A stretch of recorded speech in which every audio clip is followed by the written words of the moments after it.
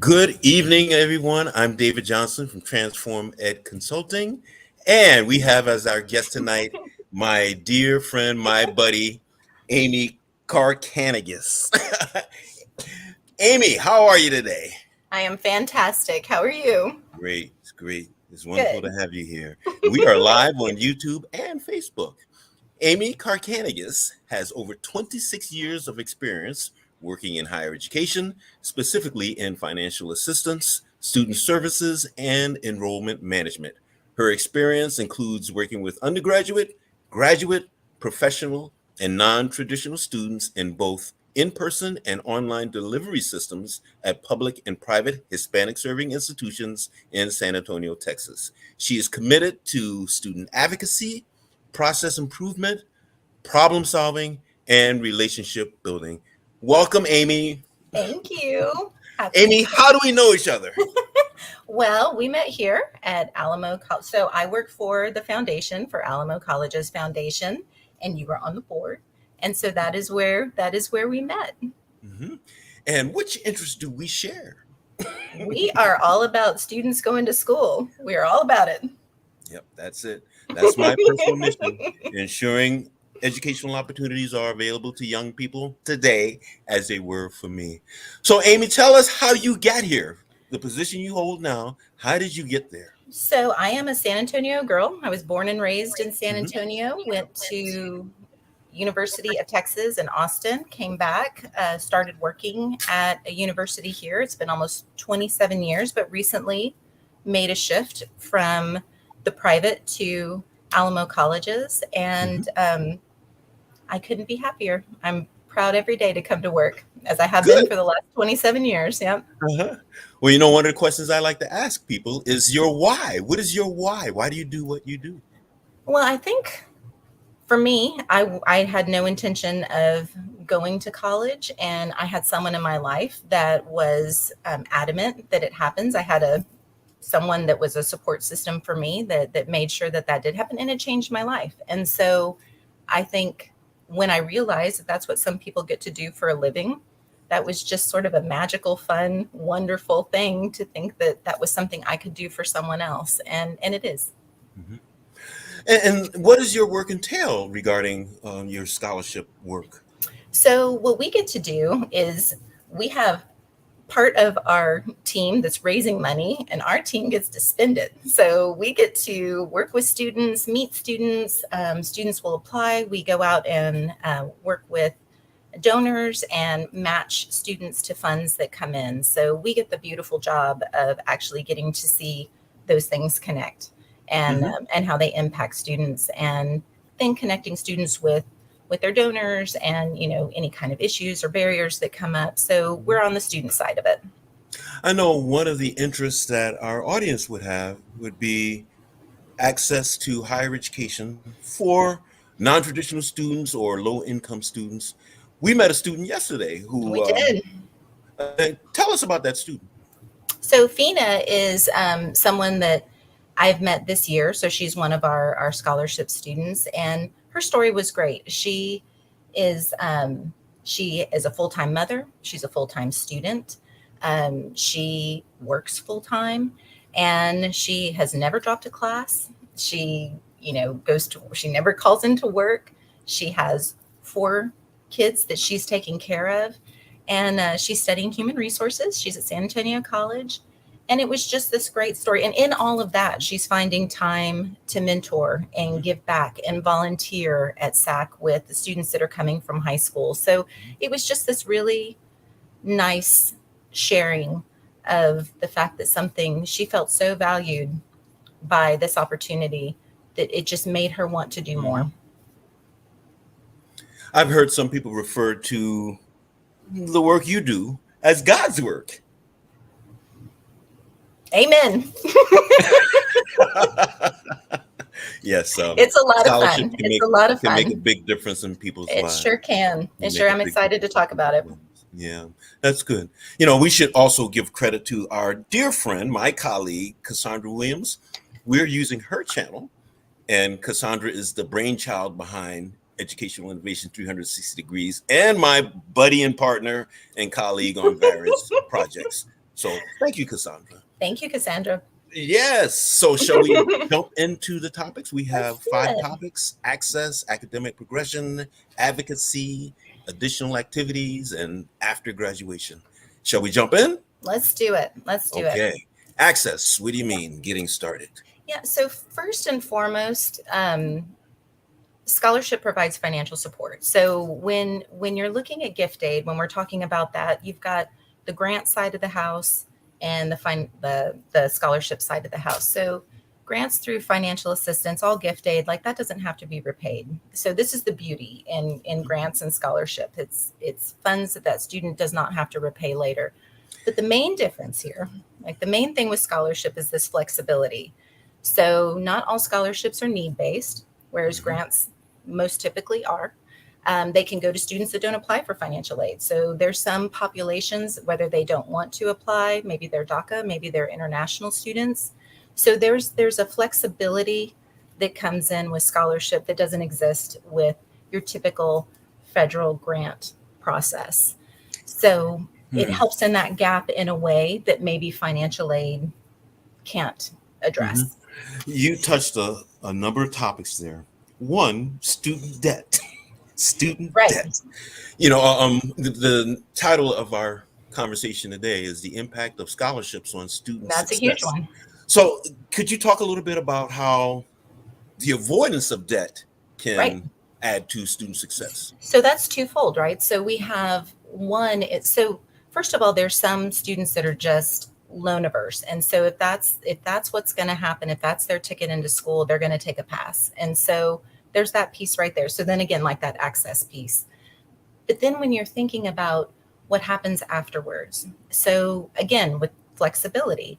So if you don't have that loan debt after you graduate, that might allow you to go on to a four-year institution, to graduate school, to professional school. That might allow you to take a job that you really feel is the work you want to do instead of a job that pays a certain amount, because there's that extra burden on there. So I think it's a couple of things. One, it helps you when you're in school, but that's also a long-term help when you don't have that additional amount. And it might be that you're avoiding it because of scholarship or just decreasing it. There could be several things, but you're absolutely right. That's another benefit. Well, one of the things I've observed is debt prevents young people from getting their lives started. They can't buy a car, they can't Right, rent an apartment. And you've heard the term boomerang kids that right. finish school and then go back home to live because they can't afford to live on their own. Or even the case of young people who graduate and live with 4 or 5 other people in Right. order to afford the rent. Right. Yeah, so graduating school without debt can certainly lead to success. So, Right. And it just opens up another set of options of things that, just like what you're saying, things that you can do that you can kind of accelerate that maybe you wouldn't have been able to do right. before. I think And, the other thing with access that I think is an important thing to think about is this direct and indirect cost. So when we think about school, lots of times people are just thinking about tuition and fees like that with the bill. And there are so many other costs involved that can be barriers to it. Could be childcare, it could be transportation, it could be materials, technology, you know housing, food. There's all kinds of things that create a cost, because when you're in the classroom you're not earning money.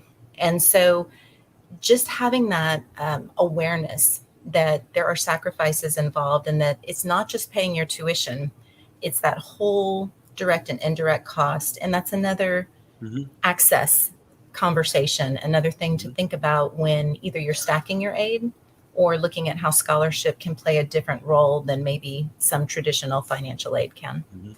Something else you mentioned earlier was merit scholarships. Absolutely. Let's discuss the difference between merit and need. Right. So there's merit based on academics, there's scholarships that are based on activities, there's of course athletic, there's academic, there's need based, there's many that combine those things. So one of the things I think that's important is looking at, you definitely want to apply for financial aid, but you definitely want to apply for scholarship. You want to make that net as wide as you can so that you're able to get all of those resources and put those together. And then also realizing lots of times we hear students say that they don't want to apply for scholarship because they know they won't qualify because they don't qualify for need-based aid. But those are two different things. So it is possible for a student to receive that gift aid through scholarship that maybe they wouldn't qualify for through federal grant. I thought the greater concern would be students who feared they did not qualify for merit scholarships. And that happens too. So one of the things that's interesting is how many students that we've talked to that say the only reason they applied is that a faculty member, an advisor, a friend, someone told them, no, this is for you too. I think there's also this idea that scholarship is for the student that's, graduating with a great GPA from high school and going in a very traditional route. And that's not the case either.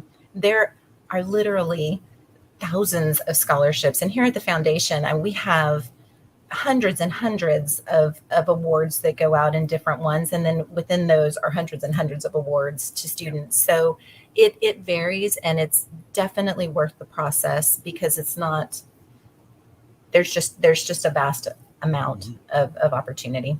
Mm-hmm. Well, let's go on to the next topic, Yeah. academic progression, staying in and finishing. Yeah, so we talked about a little bit like about those costs. I think one of the things, well, there's probably two things that I feel strongly about on this piece. And one is that with state and federal aid, when you're just looking at that part, lots of times those things are threatened or they stay stable, but your costs might change, even if your tuition and fees don't change. I mean, look at the cost of gas. You might have a change in childcare because you are going to school now. So there's other costs that happen. And so just having that additional line of funding when your federal financial aid might be staying static is an opportunity because you can still continue to get scholarship. It's not just a one set amount. You can continue to receive additional. I think the other thing on there with the progression is that many times with scholarship, there's going to be some rules tied to it, GPA and number of hours you're taking. So Right. you've got someone encouraging you to take that extra class and helping you pay for it, but an expectation on a GPA, all of those things that are going to help you keep moving forward. I mean, progression is just to me, is the most important thing as Amy, far as, there's something I've seen, and you Mhm. just reminded me of it Yeah. regarding progression. I've seen where a student receives scholarships and lots of financial aid for first and second years, Hmm. and then it decreases as the student becomes a upperclassman or attends Hmm. more classes or more years in school. Now, is that related to your thinking about academic progression? So it could be in a couple of different things. So this is kind of tricky. So along with those rules, if you've got a student that is dropping that maybe isn't meeting the GPA, then that can absolutely, it can affect their federal and state aid, just like it can affect their scholarship eligibility. So that's one piece, is if the student's progress isn't matching what those requirements are in order to renew those funds. So that's a possibility. The other thing you touch on is that there are some schools that might front load Yeah, that's a good scholarship word. funds. Yep. But there's some schools that do the opposite. You come in and you pay your dues, and if you do well, then they give it to you at the end. So I think it's very important to have those conversations either with your aid office, your scholarship office, getting an idea. It kind of, and this will be right up your alley with planning, when you're Hmm. thinking about what's going to happen for the next 2, 3, 4 years, maybe even longer, as Hmm. far as having a sense of how does that look? What is the policies at the school that you're going to? How do they package? They should be able to tell you those things. Hmm. That sounds like a strategic plan, Amy. It sure does. It sounds like something you would love. Okay, let's go on to advocacy. Well, and then this goes into advocacy. So part of, I believe, what happens, and for me, like we mentioned earlier when we started, I had people in my life that were helping me, that were pushing me and saying, you need to do this. This is an important thing to do. Not everybody has that. So it might be It might be someone in your scholarship office, your aid office, your admissions counselor, your faculty member, someone that you can go to when something happens, something's unexpected, you get a barrier, there's a problem, or even if you want to strategically plan, if you come in and you say, man, I would really love to be a teacher. I would really love to be whatever that is. And to sit down and talk about what do we need to do now? What do you need to do after? And then after that, in order to make that goal. So having those experts in your life, and then just those people that you can turn to maybe when there's a bump in the road, that you've already established those relationships. I think I think relationships are a big key. And so sometimes having a student just be able to have those kinds of conversations, it's a great benefit. Mhm. I am reminded of a conversation you and I had Oh, yesterday, okay. speaking about our scholarship recipient, Mm-hmm. and we recall the term grit. Yes. How does grit play into staying and finishing and advocacy Yeah. and even access? This is interesting. So one of the things that studies show here at Alamo, but also nationally, is that students that are on scholarship traditionally are going to retain better. They're going to graduate at a higher rate than students that don't. And so the question is, why is that? So is it that extra support? That certainly doesn't help. But is it that a student that is willing to do an extra application or willing to put themselves out there, that shows that there's interest, the grit, as you're saying. So trying to figure out ways to sort of measure that and work through that.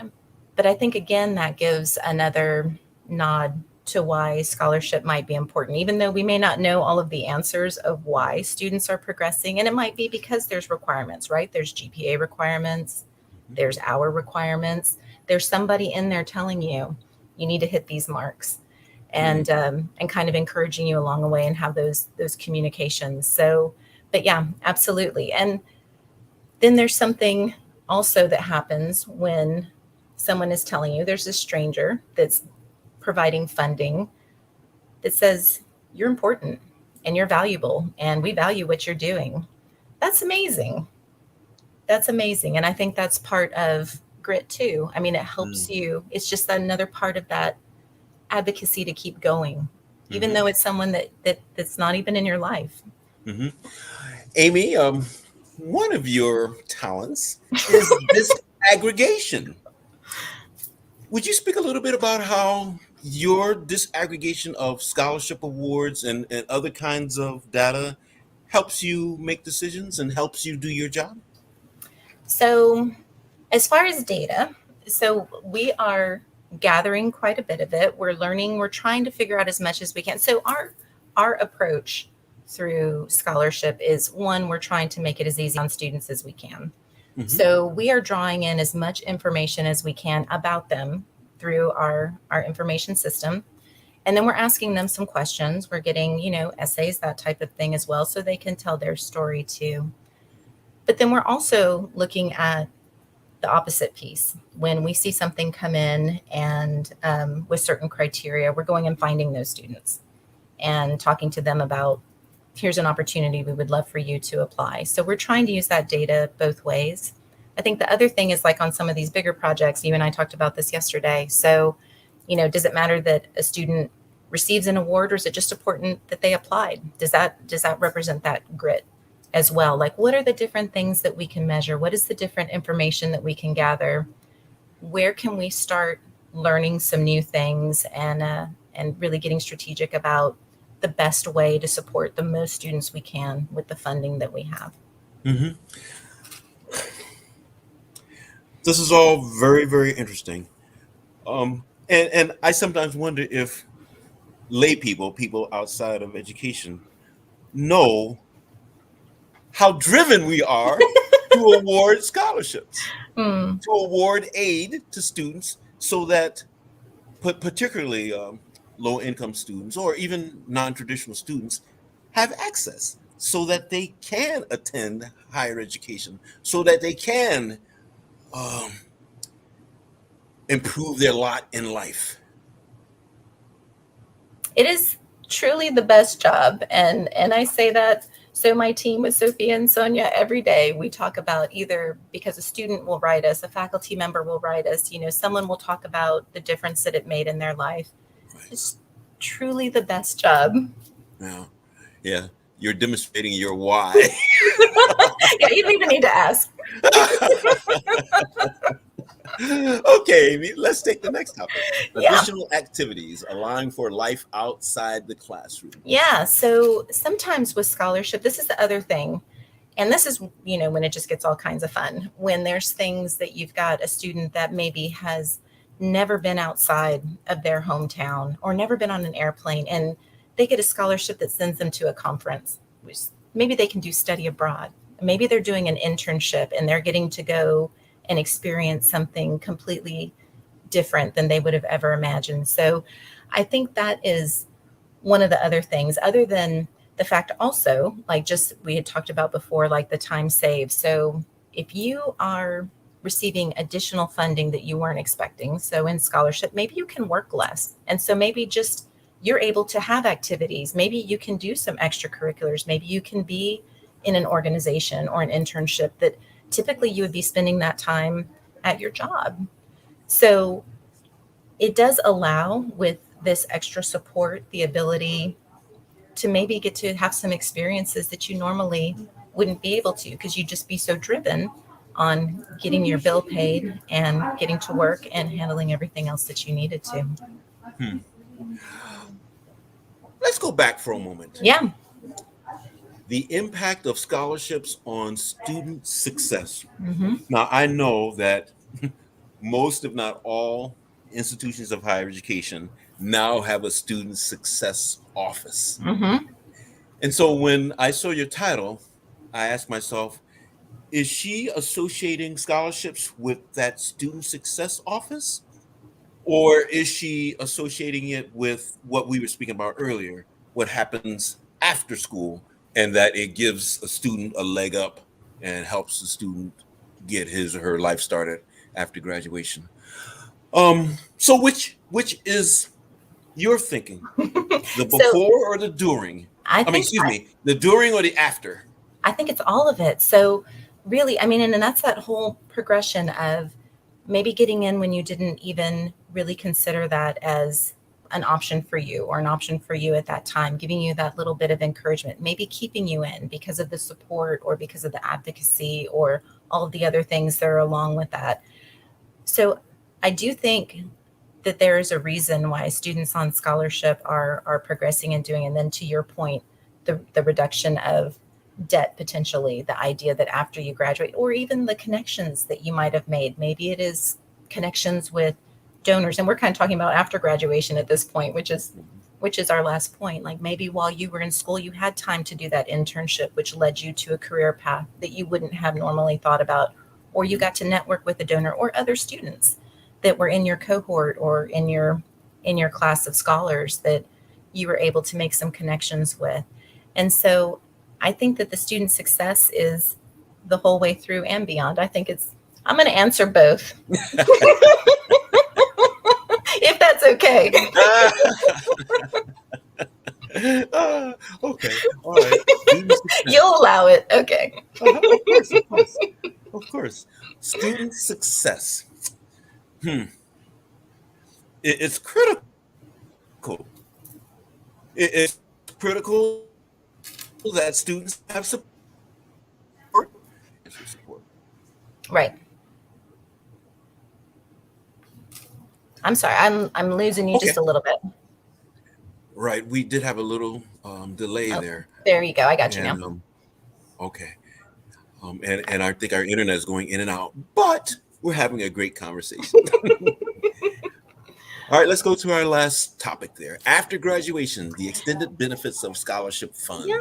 So I really think you talked about some of this when we were talking about loan debt. I think that's a big one. I think, the flexibility of being able to think about your career choices, maybe some of the connections you made based on the ability to have some of that extra time or be involved in some of those activities that maybe you wouldn't have if you weren't involved with a scholarship program. So like we heard from our student yesterday, she feels like it's necessary for her to give back. I mean, she's doing some mentoring now because that was something that was important to her. Someone valued her. She wants to pay that forward. So, in her time, and I think that after that, those kinds of things, I believe that student will be that way 10, 20 years from now. Something we sort of touched but didn't go in great depth is social mobility, the Hmm. concept of social mobility. Right now, and well, maybe I guess we should say what social mobility is. It's the oh gosh, there's a term, a fictional person's name associated with social mobility. Anyway, it is the belief that in the United States, a poor kid can work his way up the socioeconomic ladder and be successful. And in the United States, we believe that higher education is the key or is a key to Right. social mobility. I know it certainly was for me. I'm a poor black boy from the ghetto. I've done well because I had the benefit of education. And so we we hold as valuable in the United States education because it allows for social mobility. Hmm. So the student we met yesterday, the student I introduced yesterday, would you project where her life might be, will go as a result of her education? Well, I tried to recruit her yesterday to come work in higher education, so Mhm. we'll see on that. But I am positive that she will be continuing to mentor people and being involved in that. I mean, she even spoke yesterday about how just by her starting at school again and in this point in her life, how that's impacting her household. So she has children that are watching her. So now you think there's four other people that maybe weren't considering it, that now it's just that's just going to happen. It's just going to happen for all four of them. Mhm. And it's that ripple effect of, someone being brave enough to make those first jumps, and then just how that support then moves out in lots of different ways. So Mhm. I am positive that she is still going to be encouraging people 10, 20 years from now. Mhm. Do you know the strongest predictor of whether someone will attend higher education is whether the mother attended higher education? Really Really, interesting. I did it's the not know mother. that. It's the mother. If the mother attended higher education, then there's a greater likelihood that the children will attend higher education. So, like you just described, she's on her way, Yeah. and she will influence her own children. Right. And in certain parts of our country, that so-called social mobility breaks the chain of generational poverty. It's awesome. So it's important that we make higher education opportunities accessible, pardon me, available, accessible to low income students. Absolutely. So, Amy, we have about a minute left. What would Wow. be That the was fast. takeaway you would want people to have from our conversation?